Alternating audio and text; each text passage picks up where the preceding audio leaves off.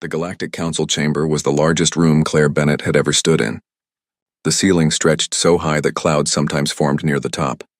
Representatives from 47 different alien species sat in curved rows that circled the speaking platform.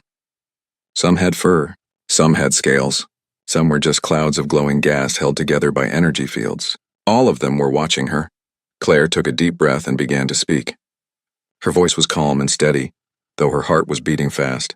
She had practiced this speech 100 times. For 300 years, humans had worked with the Galactic Council. They had built things, fixed things, solved problems that no one else could solve. When the giant relay stations that allowed fast travel between stars stopped working, humans fixed them.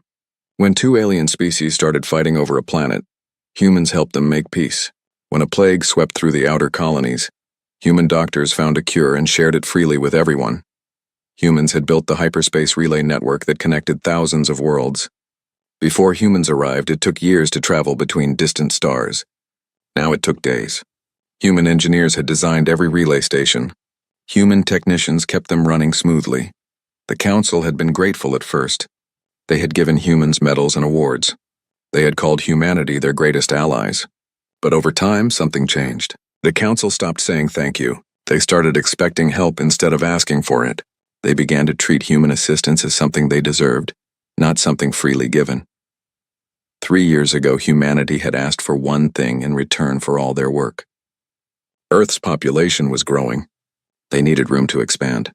They asked the Council for permission to settle on one empty planet in the Outer Rim, just one world that nobody else wanted. The Council had said no. They debated for 6 months and then voted against it.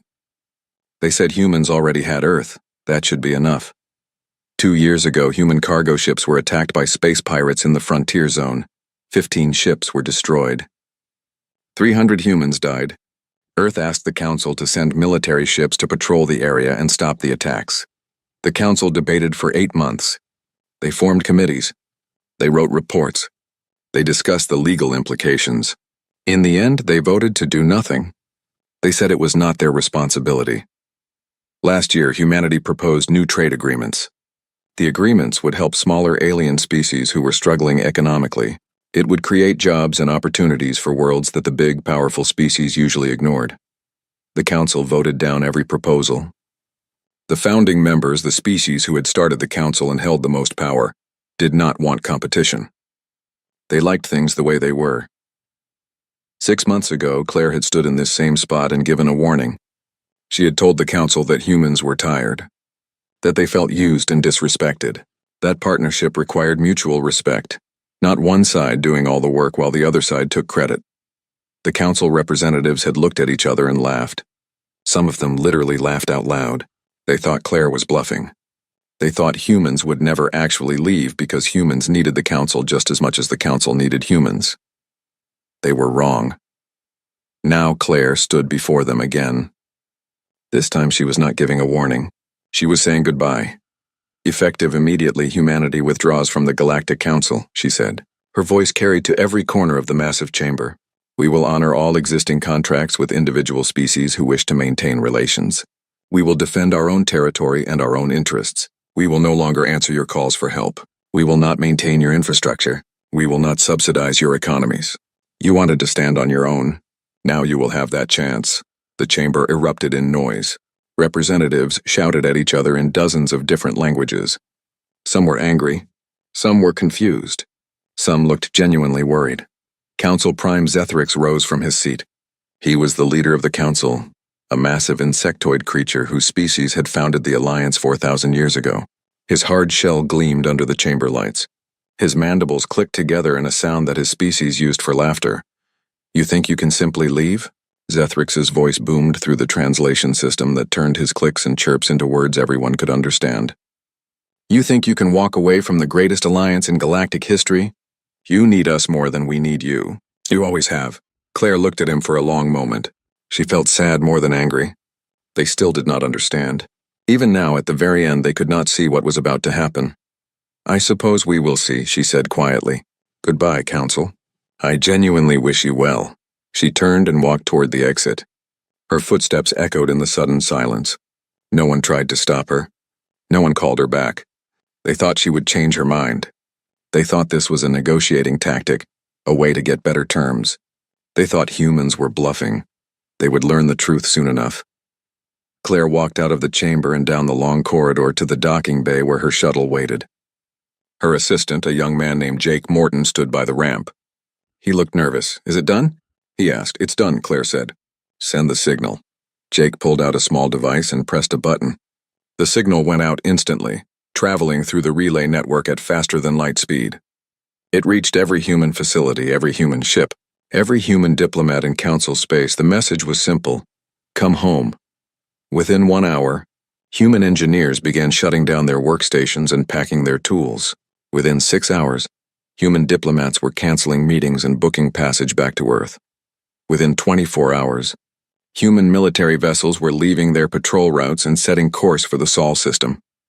Within 48 hours, there were no humans left in council space. They left behind everything they had built. The relay station still worked for now. The medical facilities still had power. The defense grids were still online. Humans had even left detailed instruction manuals explaining how everything worked, but they had taken something irreplaceable with them. They had taken their knowledge, their creativity, their willingness to solve problems that seemed impossible. They had taken the spark that had held the council together for 3 centuries, and they had left behind silence. In the council chamber, Zethrix looked at the empty space where Claire had stood. For the first time in his long life, he felt a cold knot of doubt forming in his stomach. Around him, other representatives were starting to ask questions. "What do we do now?" someone asked. Zethrix drew himself up to his full height. "We continue as we always have," he declared. "We are the Galactic Council. We have existed for 4,000 years. We will not collapse because one species decided to throw a tantrum. We have engineers of our own. We have scientists and diplomats. We do not need the humans." But even as he spoke, Zethrix wondered if he was telling the truth. Deep down, in a place he did not want to examine too closely, he suspected that they had just made a terrible mistake. The humans had departed quietly, without drama or threats. They had simply packed up and left. Soon the council would learn what that truly meant. Part 2. The First Cracks 3. Weeks after humanity's departure, the Nexus 7 hyperspace relay failed. The relay was one of the oldest in the network, responsible for connecting the dense core worlds of the Council to the agricultural rim colonies. Without it, travel times increased from days to months. Trade ships that normally made weekly runs were forced to take circuitous routes through secondary relays, burning fuel and time. Chief Engineer Voxtal of the Draxian Technical Guild stood before the massive structure, his 4 eyes scanning the diagnostic readouts with growing concern. He had been trained by human engineers 15 years ago, but that training had focused on maintenance, not deep system repairs. "The quantum synchronization matrix is destabilizing," he reported to his team. "We need to recalibrate the harmonic resonators before the entire relay collapses." His assistant, a young Draxian named Kelix, pulled up the technical manual humans had left behind. The document was thousands of pages long, written in precise technical language that had been translated into 73 languages. But translation could only go so far. The concepts themselves were built on human mathematical frameworks that other species had never fully internalized. The manual says we need to adjust the phase variance to match the local gravitational constant. "But I don't understand the calculation method they're describing," Kellick said, frustration evident in his voice. Voxtal tried for 3 days. He followed every instruction, checked every connection, ran every diagnostic. The relay continued to deteriorate. On the 4th day, the Nexus 7 relay went completely offline. 17 star systems were suddenly cut off from the primary trade routes. Food shipments bound for industrial worlds were stranded. Medical supplies urgently needed on frontier colonies sat in warehouses light years away. The economic impact was immediate and severe. The council convened an emergency session. "We need to contact the humans," said Representative Kieran of Tau Ceti, her crystalline form pulsing with anxious light. "They built these systems. They can fix them." Council Prime Zethrix bristled. "Absolutely not. We will not go crawling back to them after 3 weeks. We have thousands of skilled engineers across Tigojinsir." 3 weeks had passed since the humans left. At first, nothing seemed to change. The relay stations kept working. Ships continued to travel between stars. Trade continued. Life went on. Then the Nexus 7 relay started having problems. Chief Engineer Voxtel received the first warning signal at 3 in the morning, station time. He was a Draxian, a species with 4 eyes and 6 fingers on each hand. His people were known for being good with machines.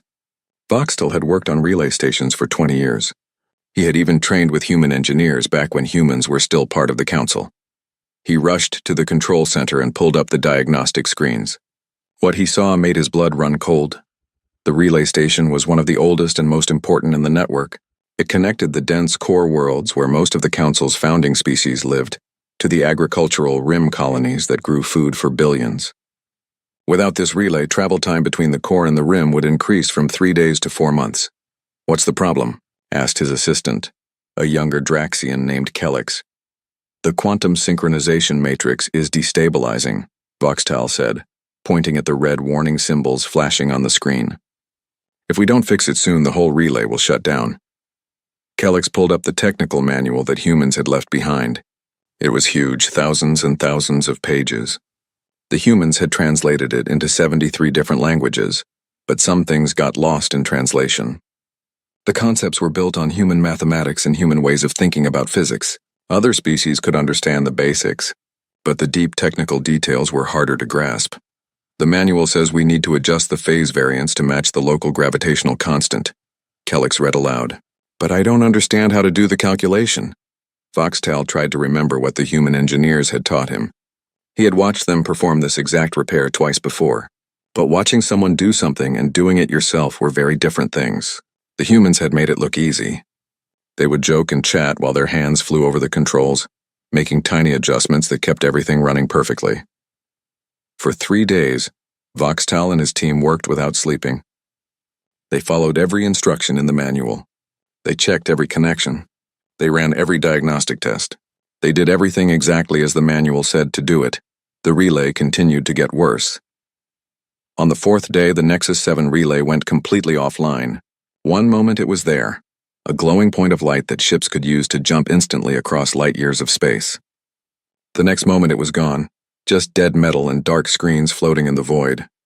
17 star systems were suddenly cut off from the main trade routes. Cargo ships carrying food to industrial worlds could not deliver their goods. Medical supplies meant for frontier colonies were stuck in warehouses. Passenger ships carrying thousands of travelers had to find alternate routes that would take months instead of days. The economic impact was immediate.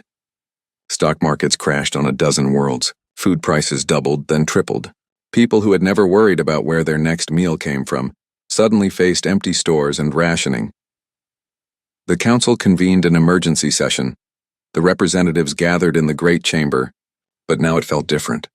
There was an empty space where the human delegation used to sit. That empty space seemed to draw everyone's attention, like a missing tooth that your tongue keeps finding. Representative Kieran spoke first. She was from Tau Ceti, a crystalline being who looked like a walking sculpture made of colored glass. Her people communicated by changing colors and pulsing with light. The translation system turned her light patterns into words. "We need to contact the humans," she said. Her colors shifted to show anxiety and worry. "They built these relay stations. They know how to fix them. We need their help." Council Prime Zethrix's mandibles clacked together sharply. The sound conveyed anger and frustration. "Absolutely not. We will not crawl back to them after only 3 weeks. That would show weakness. We have thousands of skilled engineers across the council. We will solve this problem ourselves." "But the manual," Kieran began. "The manual is sufficient," Zethrix interrupted. "We simply need to study it more carefully. Our engineers are intelligent and capable. They will figure it out." The council voted to allocate more resources to the repair effort. They sent the best engineers from 7 different species to work on the problem. They gave them unlimited funding and told them to fix the relay as quickly as possible. But weeks passed, and the relay remained offline. The engineers could not figure out what was wrong. Every time they thought they had found the solution, something else would break. It was like trying to solve a puzzle where all the pieces looked the same. Then more relays started having problems. The humans had maintained the entire network regularly. They replaced parts before they failed. They ran optimization programs that kept everything working at peak efficiency. They caught small problems before they became big problems. Without humans, the network began to decay. One by one, relay stations started showing warning signs. Some could be stabilized with emergency repairs, but they did not work as well as before. Ships took longer to travel between systems. The delay was only a few hours at first, but it added up quickly when you had to make multiple jumps. 5 months after the humans left, the relay network was operating at 40% of its original capacity. What used to take 3 days now took a week. What used to take a week now took a month. The entire galaxy seemed to be slowing down. The economic consequences were severe. Companies that depended on fast shipping went bankrupt. Colonies that imported most of their food faced shortages. Some worlds had riots when food prices became too high for ordinary people to afford. But the relay network was not the only problem. Human engineers had built and maintained thousands of other systems throughout Council space. Medical diagnostic machines stopped working. Water purification plants broke down. Climate control systems failed. Every day brought a new crisis. The Council's own engineers tried to keep up with the repairs, but there were simply too many problems. And without the deep technical knowledge that humans possessed, many repairs were temporary at best. Things would work for a while, then break again. The Council began to realize how much work the humans had been doing. All those human technicians and engineers who had seemed to be everywhere, always tinkering with something, always running maintenance checks, had been holding everything together. Their absence was like pulling out the support beams of a building. For a while, nothing seemed to change. Then everything started to collapse. In the Council chamber, the debates grew more heated. Some representatives wanted to contact Earth immediately and apologize. Others insisted that would be humiliating. They argued that the Council just needed more time, more resources, more effort. But deep down, everyone was starting to understand the same thing. The humans had not been servants or subordinates. They had been the glue holding galactic civilization together. And now they were gone. Voxtal stood in front of the dead Nexus 7 relay station looking at his failure. He was a good engineer. His team was made up of good engineers. They had tried their best. But their best had not been good enough. He thought about the human engineers he had trained with years ago. He remembered a woman named Kate who could diagnose a relay problem just by listening to the sound it made. He remembered a man named Greg who could rewrite code in his head and recite the fixed version from memory. They had made everything seem so easy, so simple. Only now did Voxtal understand how skilled they had really been. And only now, when it was too late, did he understand what the Council had lost. 6 months after humanity's departure, something far worse than failing relay stations began to happen. The Kraloks came. The Kraloks were a predatory species from the southern edge of the galaxy. They stood 3 meters tall with thick armor-like skin and 4 powerful arms. Their society was built around conquest and war. They respected only strength and saw kindness as weakness. For 300 years, the Kraloks had stayed within their own territory. Not because they were peaceful, not because they were satisfied with what they had, but because they feared the humans. The Kraloks had studied human history carefully. They had learned about Earth's wars, about how humans fought when threatened. They had seen what happened to species who attacked human allies. The humans never lost a war. They were tactically brilliant, willing to take casualties that other species found unthinkable, and possessed a terrifying capacity for escalation. There was a famous incident 70 years ago. A Kraloks raiding party had attacked a small human mining colony, thinking it would be an easy target. The humans had responded by tracking the raiders back to their home base and destroying it completely. Then they had sent a message to the Kraloks leadership, a simple message that every Kraloks still remembered. Touch our people again and we will show you what war really means. The Kraloks had believed them. They had stayed quiet ever since, but now the humans were gone. The Council had no unified military force. Each species maintained its own defense fleet, but without human peacekeepers to coordinate them, they were just scattered ships with no central command. The Kraloks began testing the borders. Small raids at first, probing attacks on isolated outposts to see how the Council would respond. When the response was slow and disorganized, the raids grew bolder. Governor Leah of Haven Colony stood at her office window and watched the sky turn dark. Ships were descending through the atmosphere, dozens of them, their hulls painted with the red and black colors of the Kraloks war fleet. Haven was a peaceful agricultural world. The Lumini people who lived there were gentle herbivores who stood only 1 meter tall. They had long ago given up any weapons or military. Why would they need them? The humans had protected them. The humans had always protected them. Leah had sent 7 emergency requests to the Council, begging for military assistance. The Council had promised to send help, They had said a defense fleet was being assembled. They had said it would arrive soon. The fleet had not arrived. Leah suspected it would never arrive. The first Kralox bombardment struck the capital city. Leah watched buildings explode and collapse. She watched the parks where children played become craters filled with fire. She watched her peaceful world die. The Kralox ground troops landed within hours. They moved through the cities with brutal efficiency, killing anyone who resisted and capturing the rest. The Lumini had no weapons, no training, no hope. 3 million Lumini died in the first week. Another 2 million were taken as slaves to work in Kralox mines and factories. The rest fled into the forests and mountains, hiding wherever they could. The news spread across council space faster than any relay signal. If Haven could fall, any world could fall. Species that had disarmed under humanity's protection realized their mistake. They scrambled to rebuild military forces they had not needed in generations. But building ships and training soldiers took time. Time they did not have. The Kralox were not the only ones taking advantage of the situation. Other aggressive species saw the Council's weakness and launched their own campaigns of expansion. Old territorial disputes that humans had mediated decades ago flared up into open warfare. Borders that had been stable for centuries suddenly became war zones. In the council chamber, representatives shouted at each other in panic. The united front they had once presented was crumbling. Species blamed each other for the crisis. Some accused others of not contributing enough to defense. Some withdrew from the council entirely to focus on protecting their own worlds. Council. Prime Zethrix tried to maintain order, but his authority was slipping. More and more representatives openly questioned his leadership. They pointed out that he had been the loudest voice against contacting Earth. They reminded everyone that he had laughed when Claire Bennett warned them this would happen.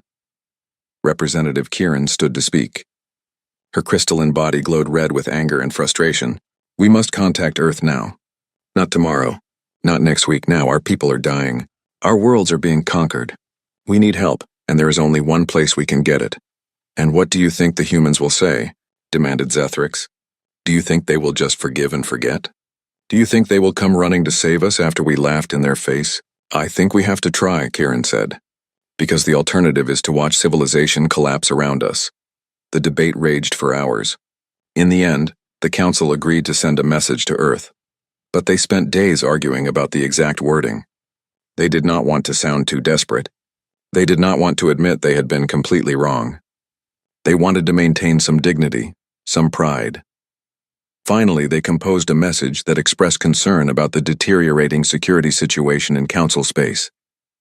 They suggested that perhaps it would be beneficial for all parties to open a dialogue about possible cooperation.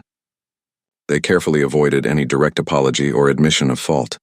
The message was sent through the fastest remaining relay route. It would take 3 weeks to reach Earth, traveling through systems where relay stations still functioned properly. The response came back in 2 days. That should have been impossible. The only way a message could return that fast would be if the humans had anticipated the Council's call and positioned ships near Council space, ready to respond immediately. Which meant the humans had been expecting this. They had been waiting for the Council to break. The message was short. It contained only 3 words, "We told you." Zethrix stared at the message on his screen. Those 3 words felt like a slap across his face. They contained no anger, no satisfaction, no emotion at all, just a simple statement of fact the humans had told them. Claire Bennett had warned them 6 months ago exactly what would happen. The relay network would fail without maintenance. Defense would collapse without coordination. Aggressive species would see weakness and attack. Everything that was happening now she had predicted, and the council had laughed. Kieran approached Zethrix after the message was read to the full council. "We need to try again," she said. "Send another message. This time include an actual apology." "An apology will not be enough," Zethrix said quietly. He felt old suddenly, tired in a way that went beyond physical exhaustion. "Even if they forgive us, why would they help? What could we possibly offer them that would make them want to return?" "I don't know," Kieran admitted. "But we have to find something. Because if we don't, the Galactic Council will cease to exist within a year." She was right. Zethrix could see the trajectory clearly now. More relay stations would fail, cutting systems off entirely. More worlds would be conquered. More species would withdraw from the Council to fend for themselves. The great alliance that had stood for 4,000 years was falling apart, and it was his fault. He had been so sure the humans were bluffing. so confident that they needed the council as much as the council needed them. He had been wrong about everything. On Haven Colony, in a cave hidden deep in the forest, Governor Leah huddled with the survivors of her people. They had no food except what they could forage. They had no shelter except the rocks above their heads. They had no hope except the desperate prayer that someone, somewhere, would come to save them. But no one came. The humans who would have moved heaven and earth to protect them were gone, and the council that had promised to help them was nowhere to be found.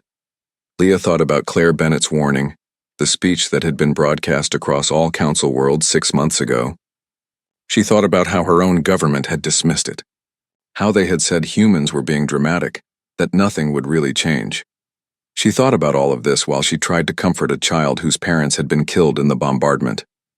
And she understood finally what the humans had known all along. Some lessons can only be learned through suffering. 1 year had passed since the humans left. The Galactic Council was dying. The relay network was operating at 18% capacity. Most of the galaxy was now isolated, cut off from the network entirely. Individual systems became islands, in a vast ocean of space, unable to trade, unable to communicate, unable to call for help. The economies of entire civilizations had collapsed. Worlds that had imported 90% of their food now faced starvation. Billions of beings went hungry. Some worlds descended into chaos as governments failed and society broke down. Disease spread unchecked. Human medical technology had been so advanced that other species had stopped developing their own. Now that the human-made diagnostic machines were breaking down, doctors could not identify illnesses until it was too late. Plagues that could have been easily cured a year ago now killed millions. The Kraloks had conquered 15 council worlds. Other aggressive species had claimed another 20.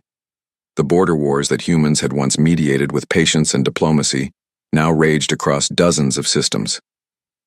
More beings died every day in fighting that served no purpose except to satisfy old grudges. In the council chamber, less than half the seats were occupied. Many species had formally withdrawn from the council. Others had simply stopped sending representatives. A few had ceased to exist entirely, their worlds conquered or their populations scattered as refugees. The representatives who remained sat in stunned silence as the latest reports came in. Another relay failure in the Deneb sector. Another colony lost to raiders in the frontier zone. Another million refugees with nowhere to go. Representative Kieran stood to speak. Her crystalline body had lost its shine. She looked dull and gray like a light slowly going out. "We are out of options," she said. "We must go to Earth, not to send a message. We must go in person. We must apologize face to face. We must beg if that is what it takes." For once, no one argued with her. Even Council Prime Zethrix remained silent. His pride, which had seemed so important a year ago, now felt like a joke. What good was pride when your civilization was collapsing around you? "I will go," Zethrix said finally. The words came hard, like pulling teeth. "I will lead the delegation to Earth. I will apologize. I will ask for help." The council voted unanimously to send a delegation. They had nothing left to lose. The journey to Earth took 2 months. What would have been a 3-day trip, when the relay network functioned properly, now required dozens of jumps through failing stations and long stretches of slower-than-light travel. The delegation had time to think about what they would say, time to rehearse their apologies, time to wonder if the humans would even listen. They arrived in the Sol system to find it transformed. The orbital infrastructure around Earth had expanded dramatically. Where there had been 1 orbital station, now there were 5. Shipyards floated in rings around the planet, building vessels at a pace that seemed impossible. The asteroid belt had been heavily mined, turned into a resource operation on a scale the Council had never seen. But what really shocked the delegation were the ships. Dozens of new warships patrolled the system in perfect formation. These were not the peacekeeping vessels humanity had operated during their time with the Council. Those had been strong but designed primarily for defense and deterrence. These new ships were something else entirely. They were sleek and deadly, covered in weapons, built for one purpose only: war. The delegation's shuttle was met by Admiral Peter Grant, commander of Earth's home fleet. He was a tall man with gray hair and cold blue eyes. He wore a dark uniform covered in medals and ribbons. His expression as he greeted them was polite but distant, like a host greeting uninvited guests. "Welcome to Earth," he said. "The President is expecting you." They flew down to the surface in silence. The shuttle landed in Geneva, at the same complex where the Galactic Council had first made contact with humanity 400 years ago. The building looked the same, but everything else felt different. President Lisa Morgan met them in a conference room. She was a woman in her 50s with short brown hair and a calm, measuring gaze. She sat at the head of the table with her advisors around her. Admiral Grant stood behind her, arms crossed. Secretary of State Paul Harris sat to her left, studying the delegation carefully. Director of Engineering Karen Lopez was on her right, her expression unreadable. Council Prime Zethrix sat across from them. His mandibles clicked nervously, a gesture he could not control. Representative Kieran sat beside him, her colors muted and subdued. The other delegates, representatives from 8 other council species, sat in silence. "President Morgan," Zethrix began. His voice came through the translation device, but it sounded weak and uncertain. "We come before you in humility. We were wrong. We took your contributions for granted. We dismissed your warnings. And now our people are suffering the consequences of our pride and our foolishness." He went on to detail everything that had happened. The failing relay network, the economic collapse, the wars and conquests, the deaths of billions, the collapse of civilization across large parts of the galaxy. He held nothing back. There was no point in trying to minimize the disaster.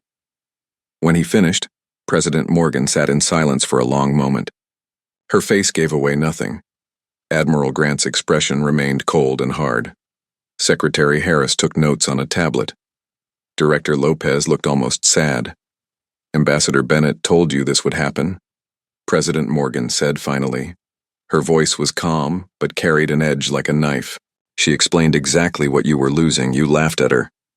"We did," Zethrix admitted. "We were fools. You called us servants. You implied we were obligated to help you, that we had no right to refuse. We were wrong about everything." President Morgan leaned forward. "Do you understand why we left Council Prime? Not because we were angry, though we were. Not because we wanted revenge, though I will admit that watching you struggle has provided a certain satisfaction. We left because you needed to learn a lesson that words alone could never teach." She gestured to a screen on the wall. Images appeared showing the failing relay network, the conquered worlds, the suffering populations. "This is the cost of taking people for granted, of viewing cooperation as servitude, of mistaking patience for weakness. Every human who died protecting your worlds, every innovation we shared freely, every conflict we resolved was a gift. Not a payment, not an obligation, a gift." Zethrix bowed his head, a gesture of submission that no Council Prime had made in 1,000 years. "We understand now. We are here to ask humbly if there is any path forward. If there is anything we can offer that might persuade humanity to help us again." President Morgan looked at her advisors. Admiral Grant shook his head slightly, his opinion clear. Secretary Harris looked thoughtful. Director Lopez nodded, a small gesture that seemed to mean yes. The president was silent for a long moment, considering. Finally, she spoke. "There might be a way, but it will not be a return to how things were. The relationship would need to be fundamentally different. We will not be your servants. We will not be taken for granted again. If we help you rebuild, it will be as equals, as partners, with proper compensation and proper respect. Do you understand?" "Yes," Zethrix said, immediately. "Whatever terms you require, we will meet them." "I hope that is true," President Morgan said. "Because our terms will not be easy. They will require fundamental changes to how the Council operates, changes that will be difficult for many of your species to accept." "We will accept them," Kieran said, speaking for the first time. Her colors pulsed with desperate hope. "We have no choice. Without your help, the Council will cease to exist within another year. Our people will die by the billions. Whatever, you ask however hard your terms, they cannot be worse than what we face now." President Morgan nodded slowly. "Then let us begin negotiations. I warn you now, this will take time. Months, perhaps. And we will not rush. We will do this properly, with clear agreements that protect both our interests and yours. We have time, Zethric said, though he was not sure if that was true. We will stay as long as necessary. As the first session of negotiations began, Zethric felt something he had not felt in a year. A small, fragile thing that he was almost afraid to acknowledge. Hope. Maybe, just maybe, there was a way to save what remained of galactic civilization. But the price would be high, and he had no doubt that humanity would make sure they paid it in full. The negotiations took 3 months. 3 long, difficult months where every word was debated, every term examined from every angle, every agreement written and rewritten until both sides were satisfied. The humans were not cruel, but they were firm. They knew their value now. They knew what would happen if they simply returned to the old arrangement. So they made sure the new agreements protected their interests while also giving the Council a chance to survive. The terms were harsh, but fair. The Galactic Council would be restructured from top to bottom. Earth would hold a permanent seat with veto power over any council decision that affected human interests. No longer would humanity be bound by decisions they had no say in making. Human engineers would return to repair and maintain the relay network, but they would be paid market rates for their work. Real money, not just medals and honorary titles. And the contracts would be clear. If the council failed to pay, or if they started taking human work for granted again, the contracts could be terminated immediately. Human peacekeeping forces would resume operations, but only in defense of species who signed individual mutual defense treaties with Earth. Those treaties required something important. The species being protected had to maintain their own military forces and contribute to collective defense. No more would humanity fight alone while other species disarmed completely and depended on human protection. Most significantly, humanity would be granted colonization rights to any unclaimed worlds they wished to settle. They would not need council approval. They would not need permission from anyone. If a planet was empty and Earth wanted it, Earth could have it. This was the price for 300 years of being denied room to grow. When the final agreement was presented to the remaining council members, there was outrage from some quarters. The founding species, those who had held power for 4,000 years, complained that the terms were too favorable to humanity. They said Earth was taking advantage of the situation. They said it was humiliating to give so much power to a species that had only been in space for 500 years. Council Prime Zethric listened to all the complaints. Then he stood and spoke in a voice that carried through the chamber. We can accept these terms, or we can refuse them and continue on our current path. If we refuse, the relay network will continue to fail. More worlds will be conquered. More billions will die. The Council will collapse completely within a year. Is that preferable to accepting terms that treat humanity as an equal rather than a servant? The chamber fell silent. When the vote was called, the terms were accepted by a large majority. Those who voted against were mostly representatives of species whose worlds were still relatively safe, who had not yet faced the full consequences of humanity's absence. The treaty was signed on a spring day in Geneva. Admiral Claire Bennett came out of retirement to witness the ceremony. She had not expected to live to see this day. She stood in the observation gallery, watching as President Morgan and Council Prime Zethric placed their marks on the agreement. After the ceremony, Zethric found Claire standing alone, looking out at the mountains in the distance. He approached slowly, uncertain if she would want to speak with him. Ambassador Bennett, he said, using her old title. May I have a moment of your time? Claire turned to face him. Her hair was grayer than it had been a year ago, but her eyes were still sharp and clear. Of course, Council Prime. You were right, Zethric said simply. About everything. I wanted you to know that I understand that now. I take no pleasure in being right, Claire said, and she meant it. I wish you had listened before so many had to suffer. I know. That is what makes you dangerous, Zethric said. We thought your kindness was weakness. We thought your patience meant you would tolerate anything. We were wrong about everything. Not everything, Claire corrected gently. You were right that we needed each other. You were just wrong about the nature of that need. You thought you were hiring workers. You were actually making friends. And you treated friends like servants. Zethric was silent for a moment, his mandibles clicking softly. My people have a saying. The predator never appreciates the prey until the hunt becomes difficult. We never appreciated what you were doing because it looked so easy. Only when it was gone did we understand its true value. Claire nodded slowly. Then maybe something good has come from this after all. If both our peoples remember this lesson, maybe the next 3 centuries will be better than the last. I hope so, Ambassador. I truly hope so. Within a week of the treaty signing, the first human relief ships departed for Council space. They carried engineers to repair the relay network, doctors to fight the plagues, and food for worlds facing starvation. But they also carried something else. They carried a message that spread quickly through the remains of the Council. The humans were not coming back as servants. They were coming back as equals. And that changed everything. The reconstruction took years. Human engineers worked alongside engineers from other species, teaching them the deep technical knowledge needed to maintain the systems properly. Human doctors trained local medical staff instead of just treating patients and leaving. Human military officers helped other species build proper defense forces instead of just fighting their battles for them. It was slower than if humans had just done everything themselves. But it was better this way. This time, when humans eventually stepped back, the systems would continue to function. The knowledge would remain. The Council would be able to stand on its own. The Kraloks were the first to test the new arrangement. 6 months after the treaty was signed, they attacked another Council world, expecting the same easy conquest they had achieved on Haven. They found something different waiting for them. Human warships arrived within hours, coordinating with local defense forces that had been trained and equipped according to the new mutual defense treaties. The battle was short and brutal.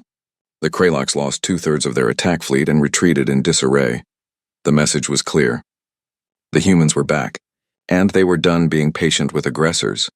The Kraloks' leadership received a communication from Admiral Grant. It was similar to the message humanity had sent 70 years ago, but with a new addition. We gave you a chance to change your ways. You chose war instead. Now you will learn what happens when you push humans too far. We will not destroy your species, but we will ensure you never threaten anyone again. Human forces working with Council military units systematically dismantled Kraloks' military infrastructure. They liberated conquered worlds. They freed slaves, and they established permanent monitoring stations in Kralok space to ensure compliance with the peace terms. The Kraloks, who respected only strength, finally understood what they were dealing with. The humans were not just strong. They were strong enough to be merciful. And somehow that was more frightening than any show of pure force. 5 years after the treaty, the Galactic Council held a ceremony on a rebuilt Haven colony. The world had recovered slowly. Its cities rebuilt, its people returned from hiding. Governor Leah stood beside Claire Bennett as they unveiled a monument to those who had died during the Kraloks' invasion. "Thank you for coming back," Leah said softly. "Even after how we treated you, even after we did not listen." "We came back because it was the right thing to do," Claire replied. "But we came back on our terms this time. That is the difference." In the rebuilt council chamber, now relocated to a neutral world that represented the new, more equal partnership, the new charter was read aloud at a formal session. Ambassador Daniel Cross, who had replaced Claire as Earth's representative, listened as the words echoed through the space. "We, the species of the Galactic Council, acknowledge that cooperation is a privilege, not a right. That help offered is a gift, not an obligation. That no species stands alone and none stands above others. We commit to building a community of mutual respect, shared sacrifice, and genuine partnership."